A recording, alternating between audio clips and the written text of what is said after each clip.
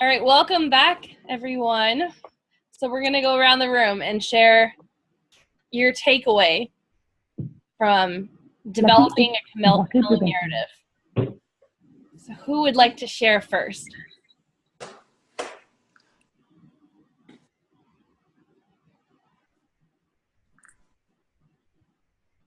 I'll just go ahead and share really fast. It was amazing. Kanika and I didn't have, because we talked a little bit, and we didn't have as much time, but just hopping in it right at step 5 and diving right into the story, I literally felt just a weight lifted, just like by diving into the story and like imagining it. There's so much like relief. So I guess I'm just reminded of how powerful just making something funny is. And just relieving stress. So thank you, Kanika. Thank you. I absolutely enjoyed it. And in fact, I think that the fact that you went second as client made me realize that I could have been much more imaginative with my story. But yeah, I think it was absolutely wonderful. It made me realize that, the biggest learning for me was that if you put the worst case scenario in the story, in reality, you feel that, okay, it can't get that bad. So it makes you feel better about it anyway. Yeah. And Kanika, you inspired me because you were like finding the fun in it and the joy. And I was like, I can find some fun and joy in my situation too if Kanika can. So that was inspiring. Thank you. Yeah. What about you, JC? How did it go for you? It went really well.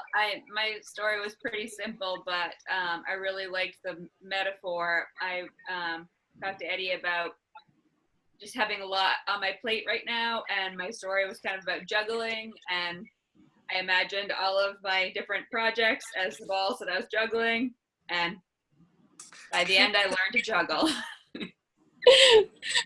Awesome. Mine was about juggling too, JC, and I was at the circus. I didn't get that creative. I was, my creativity is not good right now. No judgment. Too late at night over here on the East Coast. Oh, well, thank you for sharing, JC. What about you, Eddie? How did it go? Yeah, my story is pretty simple, and I actually like to do this exercise. It's funny and very educational. My takeaway is, and the bottom line is a motivation and a result. I see what motivates me is a result. See me in that position. The outcome of the story. The outcome of the story, what the results were of it? Yeah, the result and the motivation. Yeah, very cool. Thank you, Eddie. What about you, Robin? In just reading the text, probably had a little creativity. I was lacking a little creativity and couldn't come up with it. But Kellen, she was right on it. She knew, and she brought the story right to life, her story, which prompted me to start thinking. And I actually did bring a story to life. So I much better understand the exercise. And I was slaying the dragon. I was the dragon slayer. Awesome. Oh, very cool. Thank you for sharing, Robin. What about you, Kellen? Yeah, I really like this exercise. I think it can be very freeing. It can give you this freedom to see it from multiple perspectives, the problem that you're working on, and just allowing you to become a different character, a new character that might experience that problem differently from what you would always do in the past. And so it's just a way to liberate yourself. I like that. Yeah, I know for me, every time I do this exercise, it feels like a weight is lifted. That must be what you're talking about, Kellen, that freedom. Yeah, that's it. Awesome. Thanks for sharing. What about you, Mike? I'm gonna let Sarah go because we spent most of the time on hers because I had spent so much time with you in the demo. So it was cool, but I definitely have some questions, and I want to find out if maybe there's some examples that we can look at offline somewhere, because I'm I don't have a clear grasp on this. But Sarah, what were your thoughts? Yeah, I was gonna say I love hearing everybody else's little stories of juggling and the circus and all of that. It sort of helped. I don't know. We had a little bit of trouble kind of figuring out metaphor versus the real story, like the actual story, and how to use metaphor. So we played around with that a little. We explored my Weight Watchers journey, which I've been on for like 10 years, and like have a lot of resilience in there, and sort of trying to make like an underdog story of that.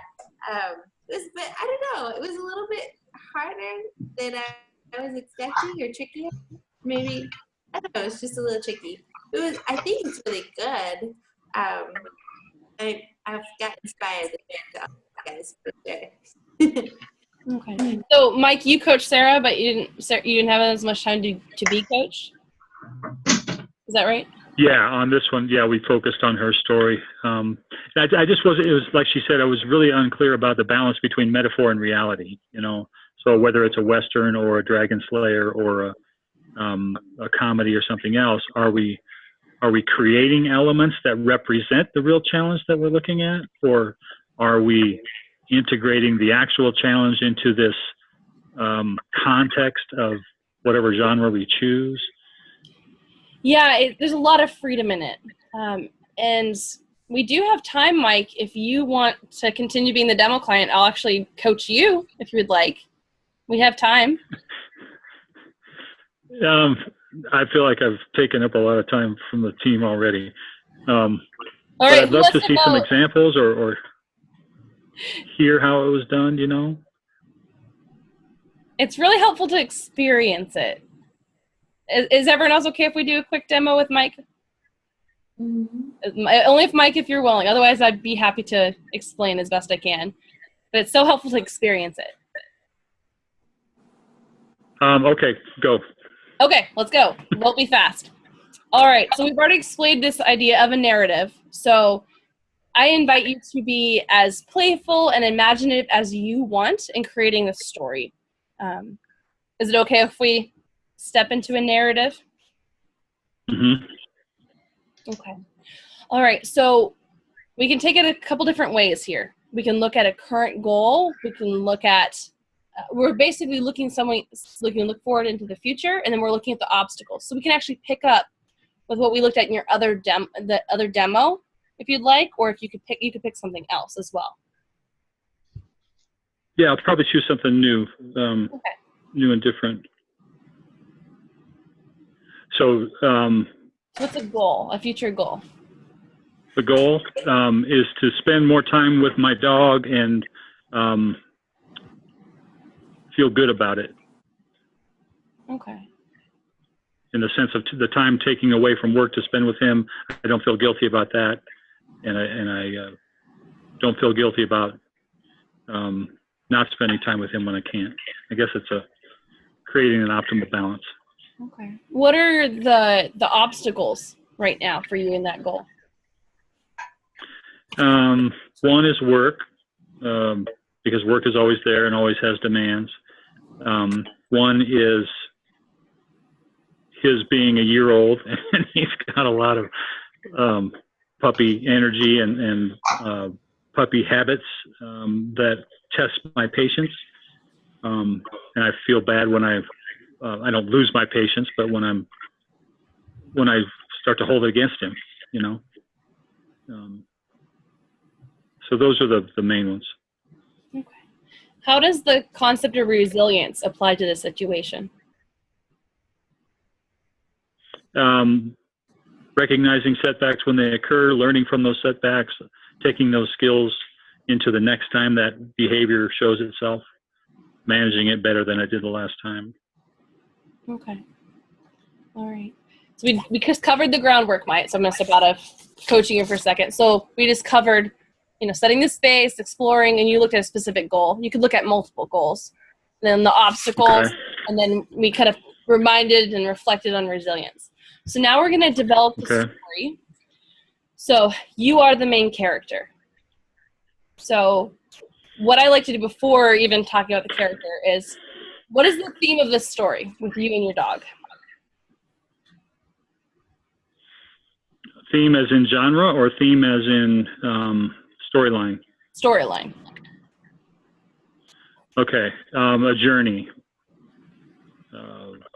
a long multi-day walk through the forest. Okay. What's the genre of this story? Adventure and action adventure.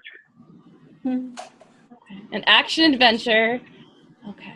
And it's walking through the forest, a multiple day journey.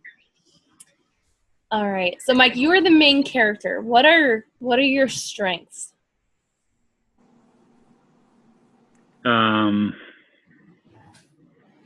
Comfortable in the outdoors.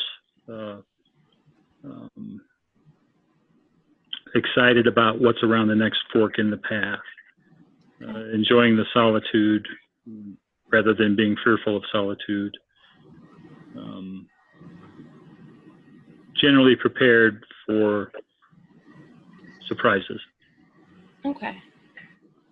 All right. What is your superpower? Literally a superpower, or just something that I'm good at? That's whatever you would define as a superpower. Right. Somebody find it. I can see on the other side of trees. Like you can see through trees? I can see through them. Mm-hmm. Wow. What's your Didn't know I could do that, did you? No. What's your dog's superpower? He can levitate for short periods of time. Okay. How can you guys work together on this mission, combining your superpowers?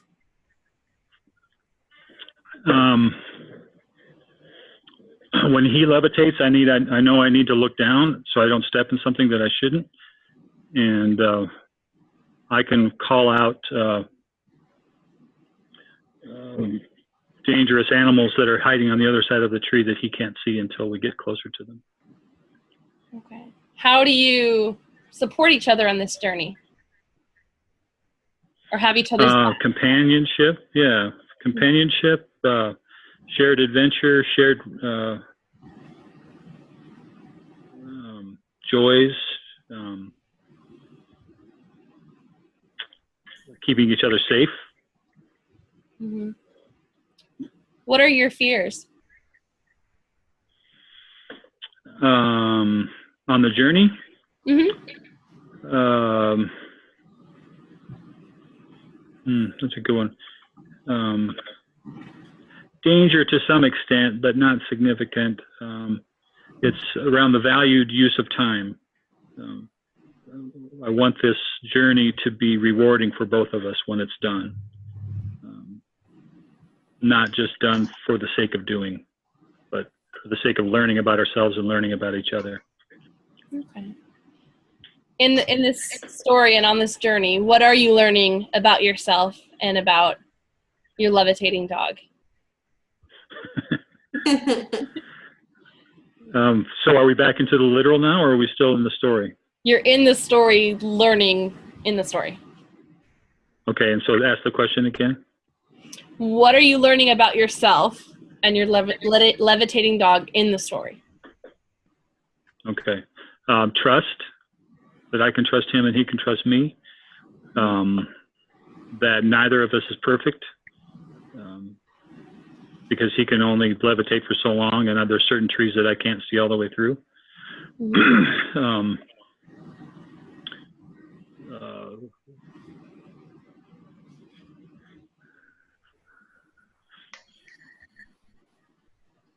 It's kind of like the joy of the journey is in the moment, and it's important to recognize the moment. The joy of the journey is that's an important one. Why is that important to you? Well, I just jumped out of the story into the learning about the dog. His name is Jax.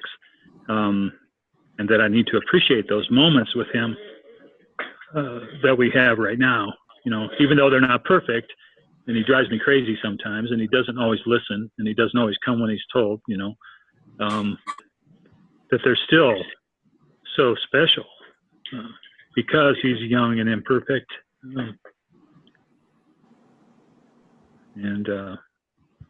Yeah, that's a good one. Are you outside of the story now, or are you still imagining it? I'm back into it. So you're finding joy in the moments. So you guys are along through the forest. On your journey, you're looking through trees, you're seeing ahead, and he's levitating. Then a challenge happens. What is that challenge?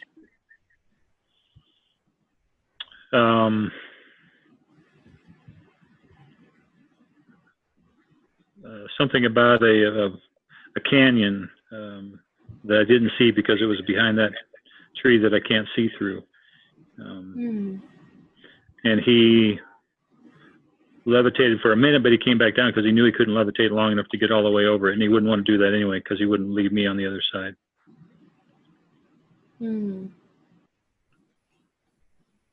So how do you overcome the challenge?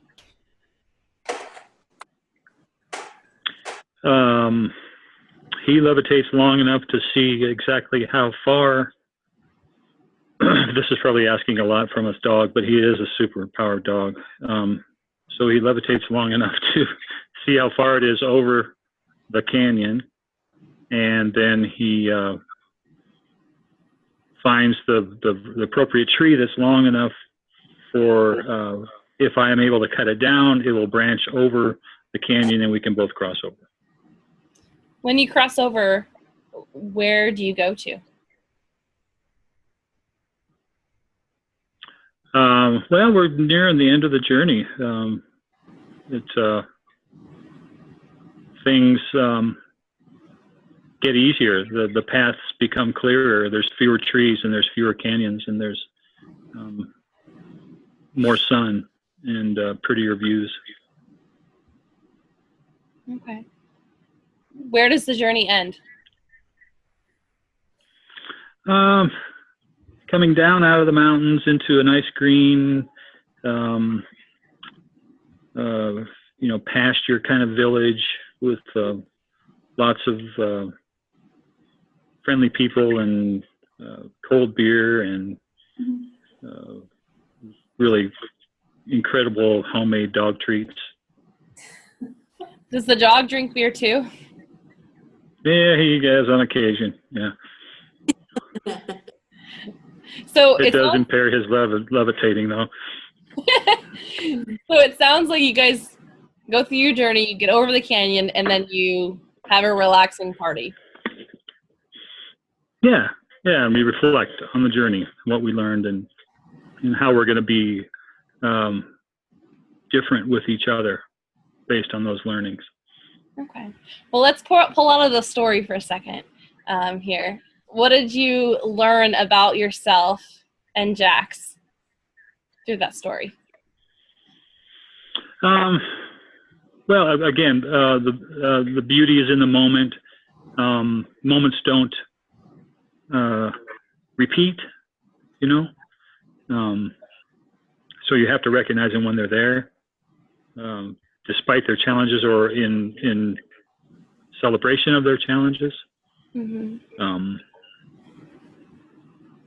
That unique skill sets from myself and someone else can complement to work through challenges together. The support network, I guess, idea comes in there a little bit. Mm-hmm. Okay. Based on what you learned in this story, what kind of dog father, I guess you would call it, do you need to be?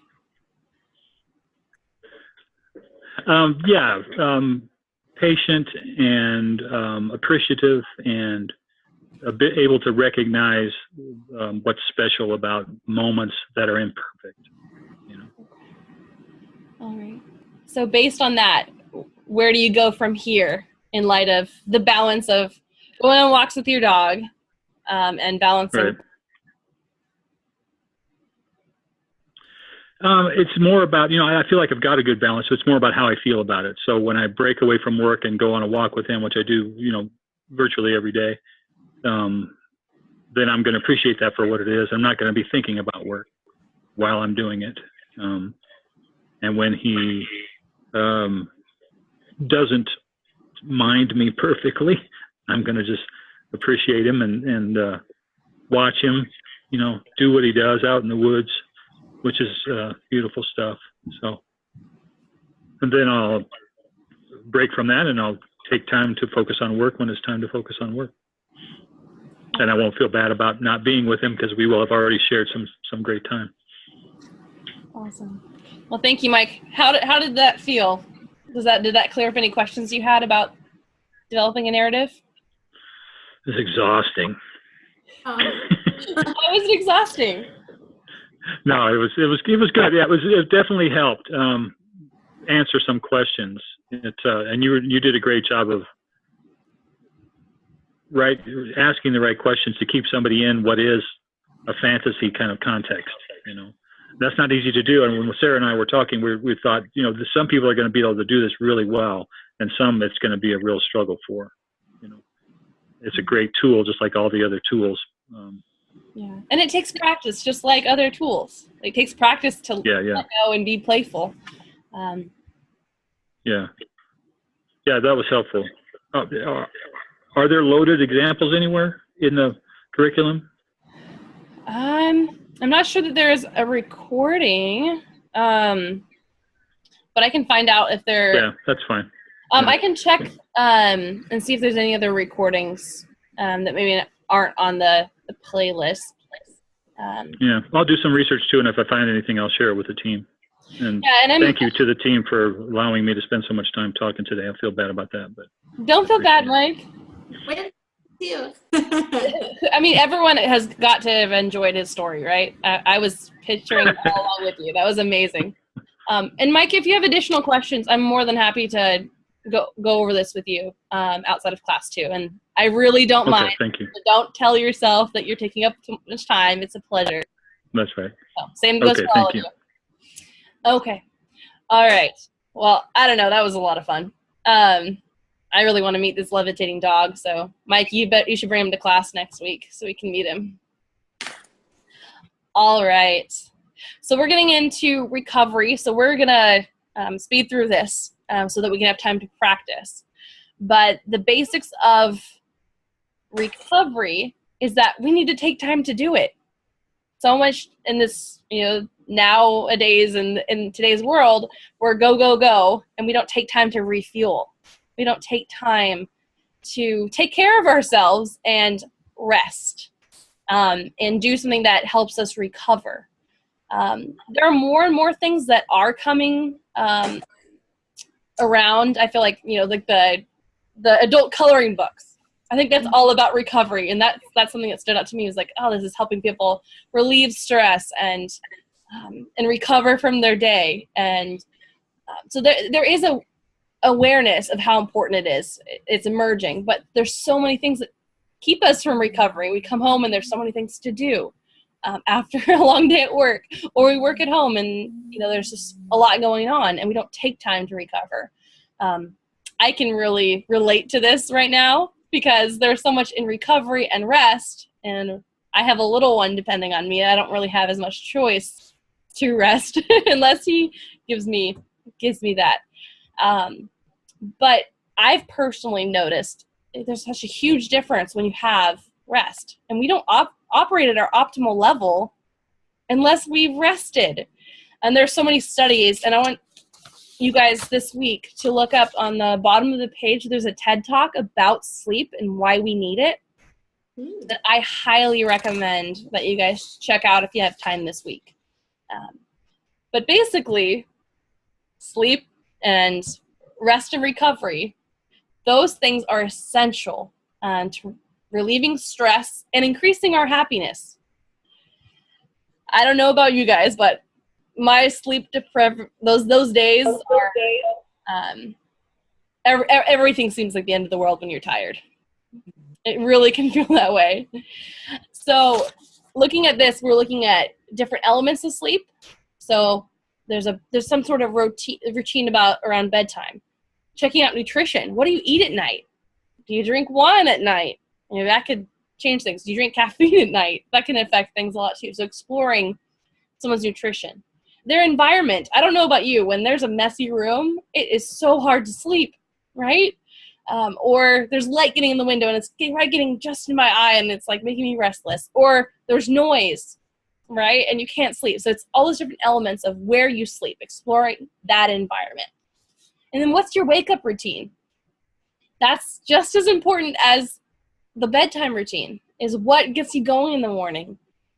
How do you have your day set up for success? So those are some elements of sleep. And then in this idea of meditation, but really I think of this as what helps you individually recover. Some people, it's meditation, it's prayer, it's coloring books, it's, I don't know, baby cuddles. I mean, I used to love to snuggle with a cat. So JC, I'm a cat lady, just so you know.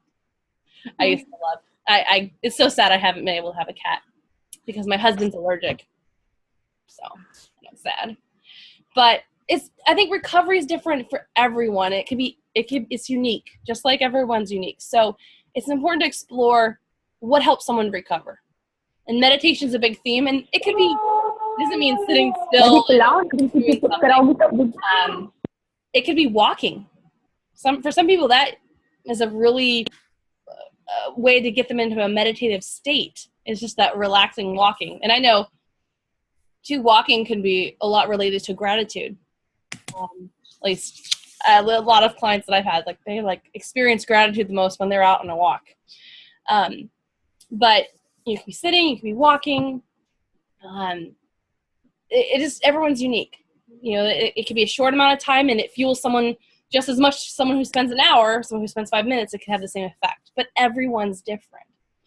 And then how often and when do you meditate, or do you do something that helps you recover or refuel? So some people go on, like my husband, he goes on a lunch walk to relieve stress from his work day. And when it's nice outside, we like to go on a family walk. So it's kind of like a reset and recover from the stress of the day and take time to connect. So for us, that's something that we do. And that's twice a day for my husband. That's just his go-to. I need to go on a walk. But everyone's different. So it's important to explore with your client what helps them recover. Is it meditation? Is it prayer? Is it, all these different things? What is it for them? And then looking at sleep. I mean, I know that you guys all know sleep. Most of us know how we feel when we don't get enough sleep. So we actually have a sleep wheel that we're going to use today. So similar to the wellness wheel, but there's 8 areas, and it actually covers these things that we've been talking about. So, the wake-up routine, bedroom environment, food and drink, consistent bedtime. Here's another really big one, negative dialogue.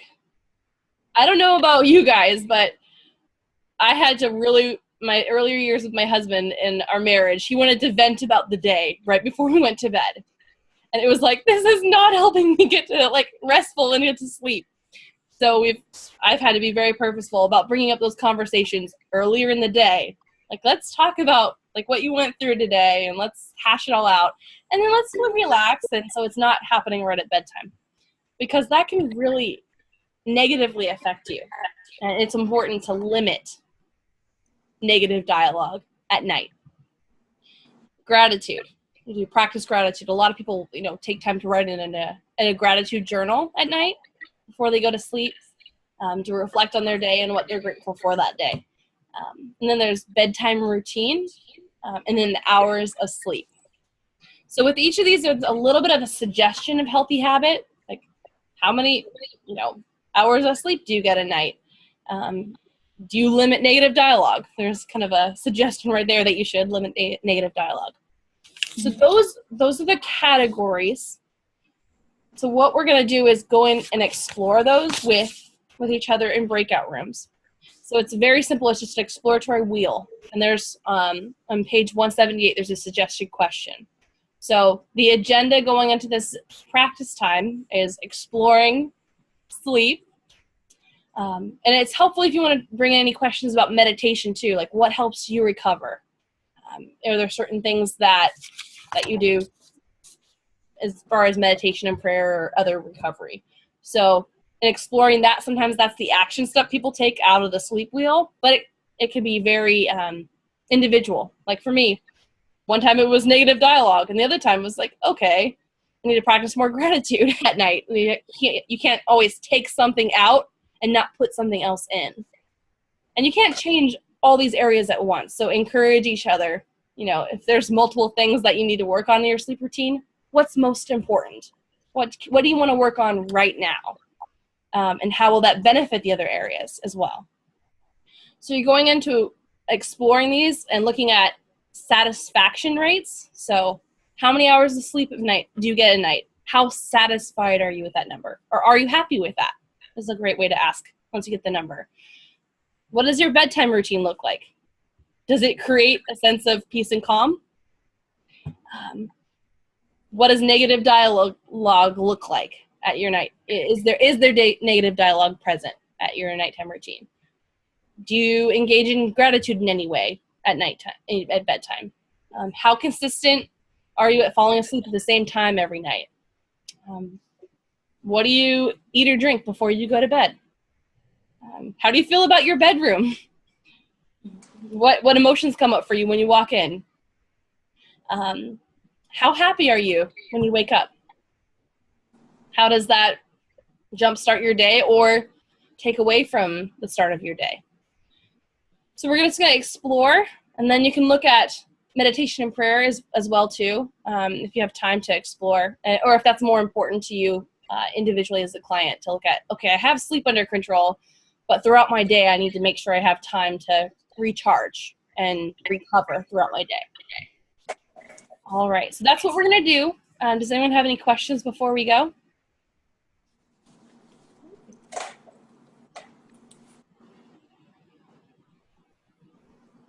Okay. All right, so we're going to explore the sleep wheel, and we will be back in, let's see, we'll do 20 minutes, so 10 minutes each again. So you just want to dive right into the wheel.